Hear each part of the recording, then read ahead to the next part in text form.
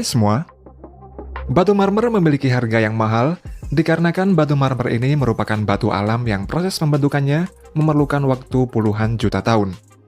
Dan batu marmer ini diperoleh dari pertambangan marmer, baik yang berada di permukaan tanah maupun di bawah permukaan tanah.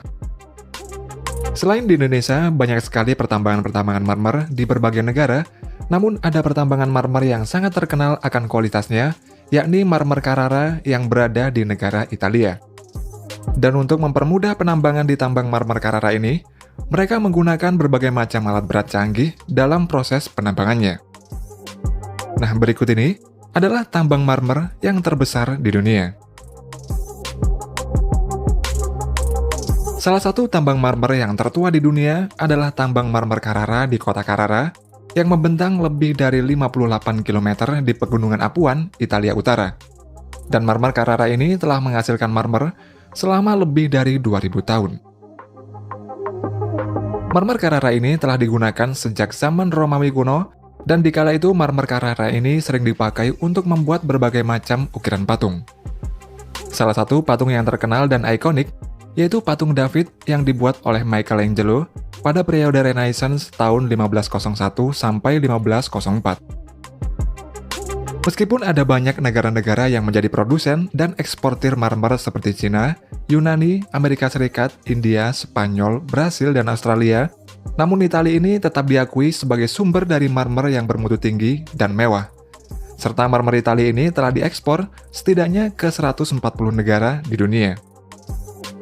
Tambang marmer Carrara ini merupakan penghasil marmer yang terbesar di dunia, di mana setiap tahunnya tambang ini dapat menghasilkan sekitar 4 juta ton marmer per tahun. Pada tambang marmer ini juga memiliki pekerja yang berjumlah 13.000 orang. Banyaknya pekerja tersebut membuat tambang marmer Carrara ini memiliki nilai bisnis hingga 1 miliar US dollar atau setara dengan 14,5 triliun rupiah. Di lokasi tambang marmer Carrara ini memiliki bentuk pegunungan kotak-kotak yang unik, dan hal ini disebabkan dari hasil proses penambangan batu marmer tersebut. Sebelum marmer ditambang, pada tambang marmer ini akan dilakukan proses stripping, yaitu proses memindahkan berbagai lapisan geologis di atas tanah yang menutupi batuan marmer. Kemudian dalam memotong marmer, kebanyakan di tambang marmer menggunakan diamond wire. Sebelum batuan marmer ini dipotong dengan diamond wire, batuan marmer ini akan dibor dulu dengan menggunakan mesin wagon drilling di 3 titik, yakni 1 titik vertikal dan 2 titik horizontal di kanan kirinya. Setelah itu, diamond wire dimasukkan ke lubang hasil pengeboran, dan pada proses pemotongannya, air akan digunakan sebagai pelumasnya.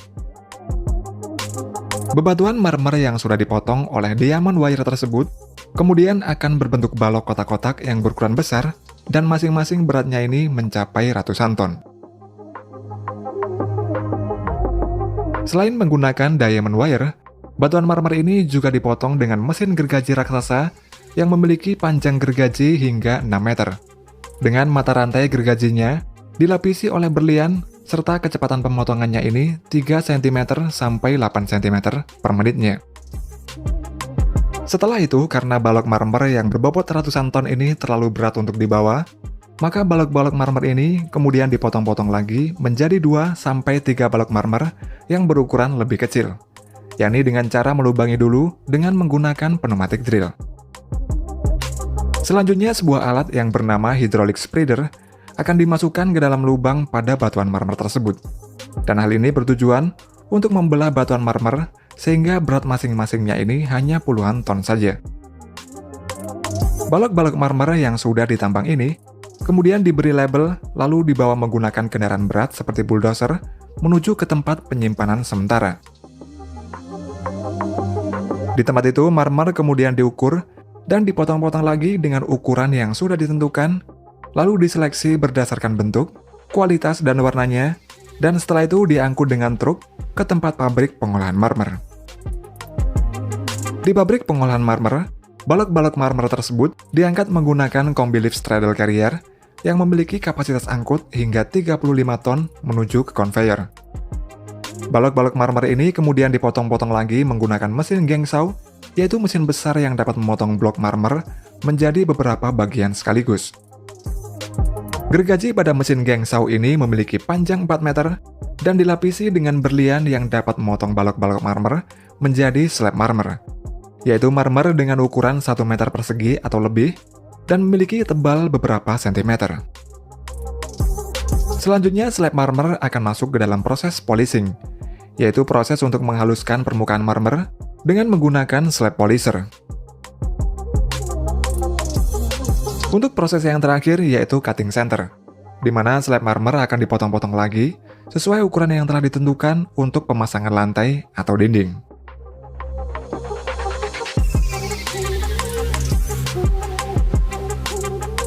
Sedangkan untuk proses penambangan marmer pada terowongan bawah tanah, hampir sama dengan proses penambangan marmer di atas permukaan tanah.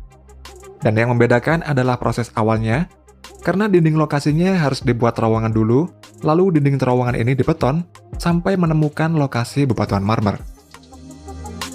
Setelah batuan marmer ditemukan, selanjutnya bebatuan tersebut akan dipotong-potong menggunakan mesin khusus.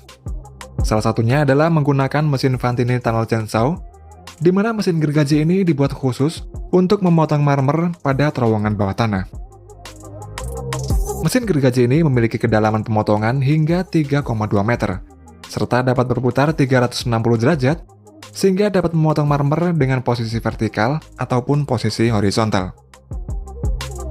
Setelah dipotong dengan gergaji, balok marmer akan ditarik dengan ekskavator, dan kemudian dipotong-potong lagi menjadi balok marmer yang lebih kecil, yang mana prosesnya ini sama seperti proses di luar terowongan. Untuk di beberapa tempat di tambang Kararai ini, di dalam terowongan juga sudah terdapat pabrik penggergajian sampai proses finishing. Sehingga ketika keluar terowongan, marmer-marmer tersebut sudah siap untuk dijual.